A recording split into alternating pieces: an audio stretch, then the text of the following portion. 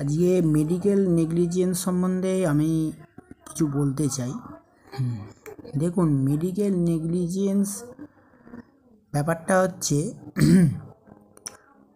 কিছুটা law of টর্টস আছে, law of টর্টসের সঙ্গে কানেক্টেড। ঠিক আছে, কি হয় এখন যে মেডিকেল নেগলিজেন্সের যে কেসগুলো আমরা দেখি অ্যাজ অ্যান অ্যাডভোকেট, বেশিরভাগ ক্ষেত্রেই আমরা দেখতে পাচ্ছি যে মানে ডাক্তারবাবুরা যে সিদ্ধান্তগুলো নেন,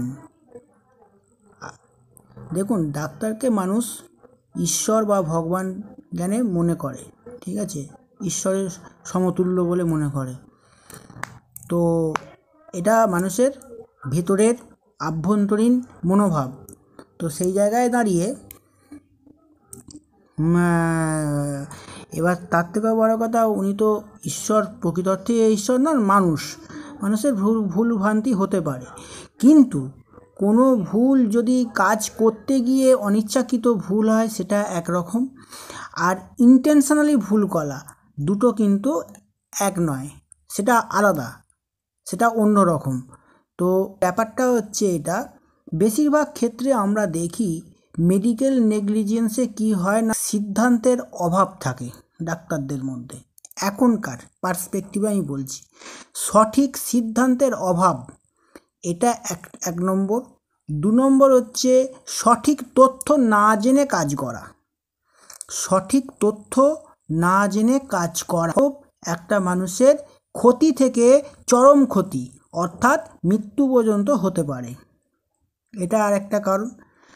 3 নম্বর হচ্ছে যে টেস্ট যেগুলো করতে দিলেন ডাক্তারবাবু, সেই টেস্টের রিপোর্টগুলো না এসে তড়িঘড়ি সিদ্ধান্ত নেওয়া, এটা একটা সমস্যা। আচ্ছা, 4 নম্বর হচ্ছে যে যখন আমি জানলাম যে পেশেন্টটা কোনো একটা বিরল রোগ বা কোনো একটা মানে প্রাণঘাতী রোগে আক্রান্ত, তখন তার জন্য যে প্রিকশনগুলো নেওয়া উচিত, এই ল অফ টর্টসে আছে what to do or what not to do, কী করা উচিত আর কি করা উচিত নয়, সেটাই ডাক্তারবাবুরা ভুলে গেছেন এখনকার দিনে। ঠিক আছে, আগেকার দিনে ডাক্তারবাবুর চিকিৎসা পদ্ধতি বা তাদের চিন্তা ভাবনা একরকম ছিল, মানুষ শ্রদ্ধা করতো, ভালোবাসতো। আবার এখনকার দিনে চিন্তা ভাবনা অন্যরকম হয়ে গেছে। সুতরাং এইটুকুই আমি আলোকপাত করতে চেয়েছিলাম। ভালো থাকবেন।